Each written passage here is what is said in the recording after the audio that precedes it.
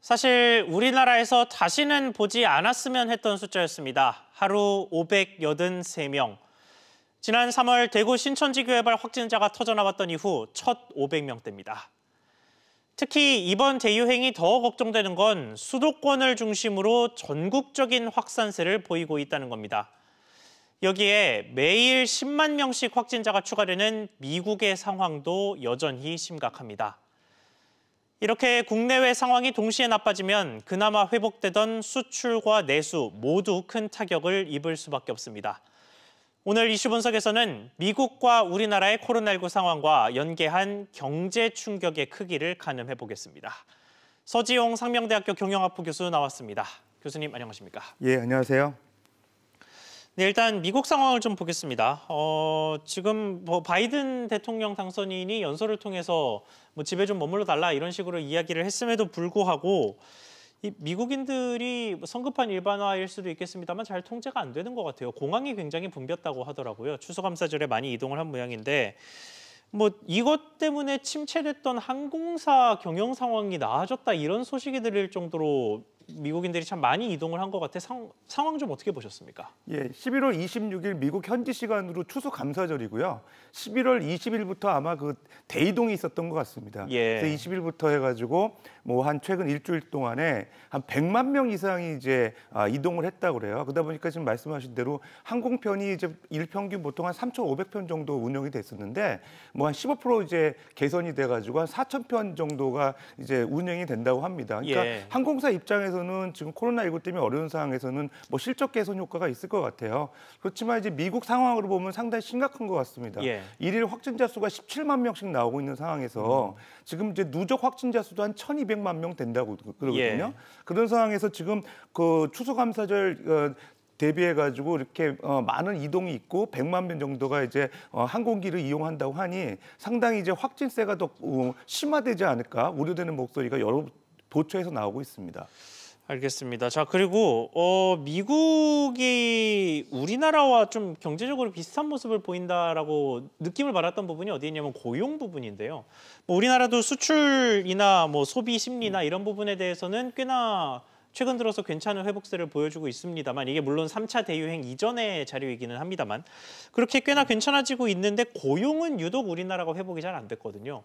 그런데 미국도 좀 비슷한 모습인 것 같습니다.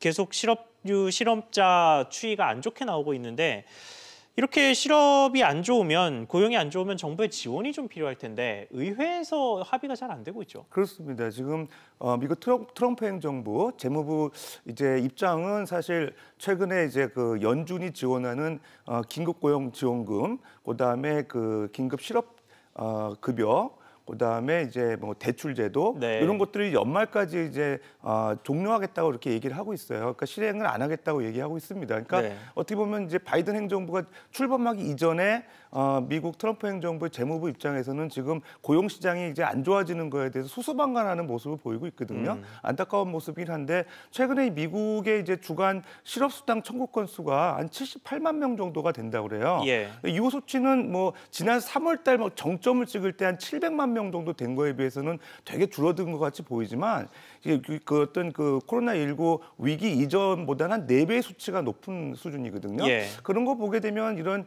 정부의 지원이 있어야 되는데 그런 게 이제 중단되는 상황이 보게 되면 좀 안타까운 모습도 있고 또 민주당 정부에서는 그런 것들을 계속 지원해야 된다. 그래서 이제 정부가 추가 이제 부양책 마련해야 된다 얘기를 하고 있는데 공화당이 어쨌든 좀 그렇습니다. 공화당이 좀 미온적인 것 같고요. 민주당 입장에서는 한 2조 달러 정도를 좀 추가 부양책으로 계획하고 있는데 예. 이제 공화당 입장에서는 너무 많고 일각에서는 5천억 불 정도가 적당하지 않냐 이런 얘기도 나오고 있는 네. 상황인 것 같습니다. 알겠습니다. 자, 그리고 얼마 전에 바이든 당선인이 내각 인사를 처음으로 발표를 하면서 재무장관도 지명을 했습니다.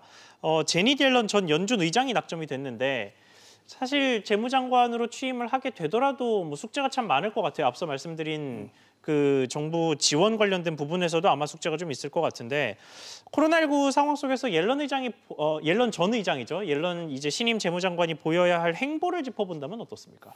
예, 과거에 그 연준의 이제 의장 했을 때는 독립적인 이제 통화 기관이다 보니까 뭐 본인이 스스로 자율적으로 이렇게 통화 정책을 할 수 있었던 것 같습니다. 예. 뭐 일반적으로는 이제 뭐 그 인플레이션에 대한 그 매파보다는 좀 비두기파 정책을 많이 보여서 시장은 이제 긍정적으로 친화적이다 이렇게 생각하고 있는 것 같아요. 예. 근데 이제 재무부 장관으로 이제 지명이 되면서 사실 그 행보는 조금 그 정부의 어떤 그 정책과 독립적으로 나가기는 어려울 것 같습니다. 그렇겠죠. 그러다 보니까 최근에 있던 뭐 세수를 좀 많이 확보해야 되는 문제, 그다음에 정부가 재정이 이제 악화되는 문제 이런 것도 이제 신경 써야 되거든요. 특히 이제 바이든 행정부에서 신경 쓰고 있는 법인세 인상, 뭐 현재 한 21% 되는 거를 28%까지 올린다는 거, 그다음에 연소득 한 40만 불 이상 되는 분들에 대한 소득세 인상, 지금 한 뭐 최고 세율이 한 37% 되는 거를 39% 이상 올리게 되는 그런 것들을 이제 책임져야 되는 부분.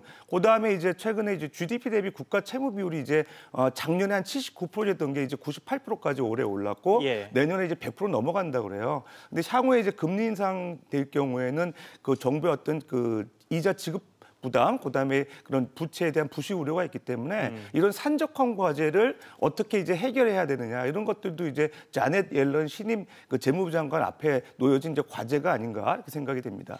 알겠습니다. 부채와 관련된 부분은 또 연준과도 긴밀한 협의가 필요하겠습니다. 그러면 전 연준 의장, 그러니까 연준 출신으로서 뭔가 좀 메리트가 있겠다 싶은 생각도 드는데 이 부분은 어떻게 보세요? 예, 일단 실물 경제에 대해서 상당히 이제 그 잘 타개할 가능성이 있다 이렇게 월가나 이렇게 그 미국에서 전망하고 있어요. 예. 실제로 그 2014년부터 18년까지 4년 재임 동안에 그 사실 그 S&P 500 지수 미국 증시에 상당히 많이 부양이 됐습니다. 네. 60% 이상 올랐다는 얘기가 있는데 그리고 통상적으로 이제 경기가 어려울 때 이제 그 4년 동안 재임 기간에 경기 많이 부양시켰고 또 5번의 금리 인상을 통해 가지고 출구 전략도 잘 마련했다 이런 평가를 받고 있어요. 그러다 보니까 이제 향후에 이제 미국 지금 경기가 어려운 것도 잘 극복할 거다 이런 얘기도 지금 나오고 있습니다. 근데 아까도 말씀드린 바와 같이 대체적으로 이제 재무부 장관에 임명이 되게 되면 이제 공화당이 이제 인준을 하게 되잖아요. 예. 근데 공화당 인준을 통과한다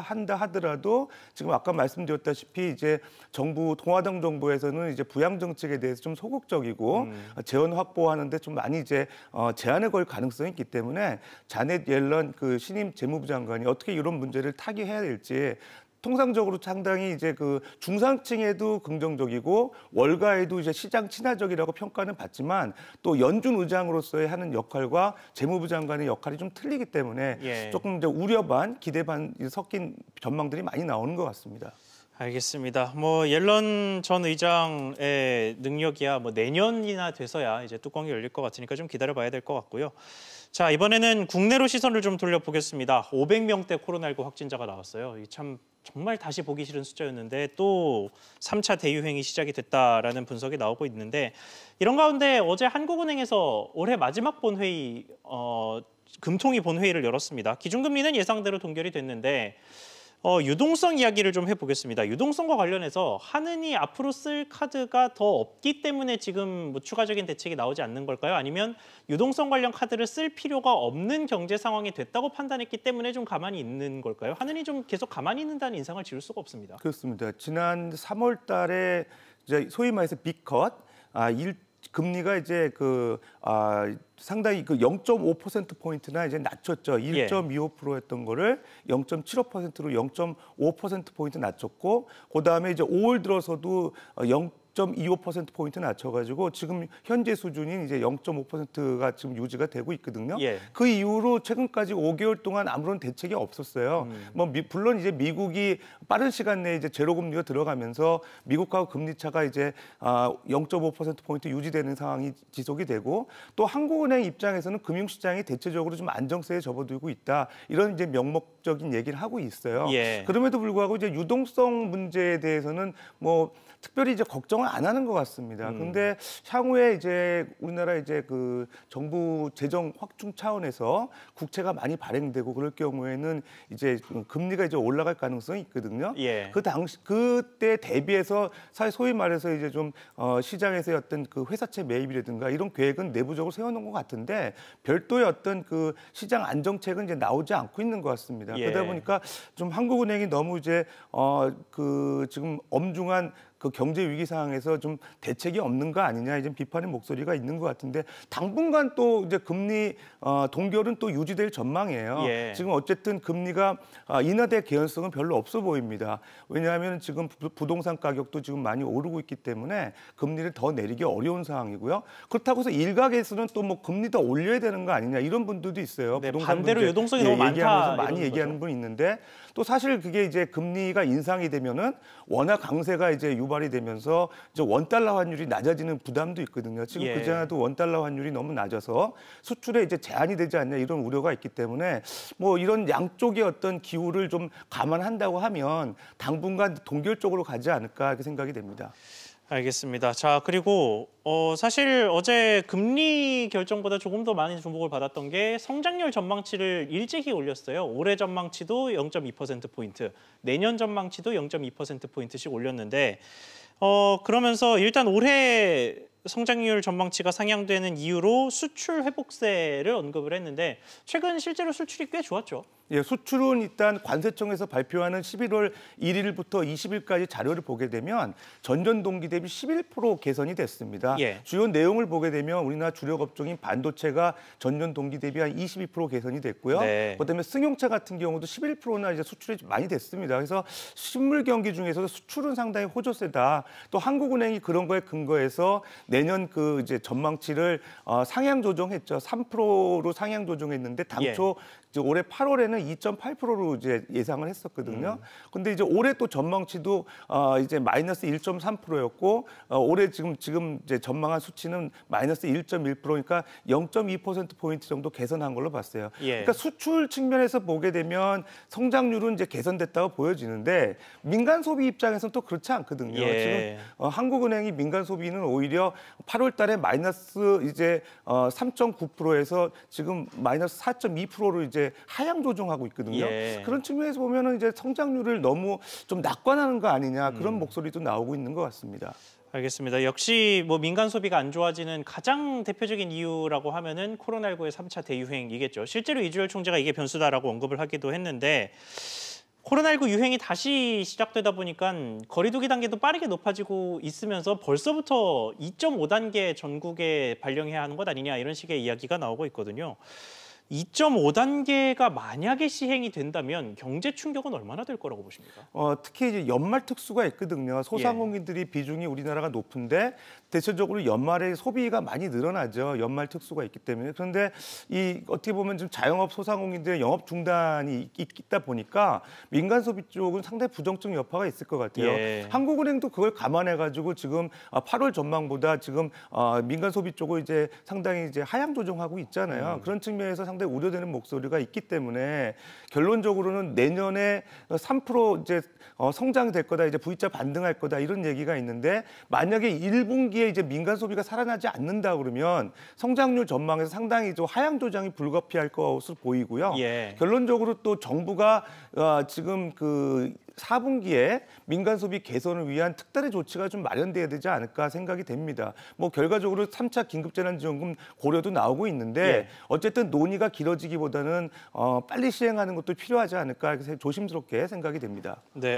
그러면 지금 재난지원금 말씀을 하셔서 그런데 재난지원금 3차 지급이 필요하다고 보십니까? 예, 저는 뭐 어느 정도 필요한 상황이라고 보고요. 예. 지금 뭐 2.5단계까지 논의가 되고 있는 상황이고요. 어쨌든 지금 우리가 가장 그 코로나19세가 심각했던 3월달, 4월달 대비해서 5월달에 1차 긴급재난지원금 지원한 이후에 신용카드 사용했던 민간 소비가 좀 살아난 경향이 있고 경험이 있거든요. 예. 그런 거에 비춰 보면은 지금 겨울에다가 오고 있고 상당히 이제 코로나19 확진자가 심각해진 상황이다 보면 결과적으로 소비 진작을 위해서는 어느 정도의 그 긴급재난지원금 효과가 좀 필요하지 않나 이렇게 생각이 됩니다. 네, 알겠습니다. 국회에서 논의가 어떻게 이루어질지 좀 속도를 내야 할 것으로 보이는데 국회 상황 좀 자세히 지켜봐야겠습니다.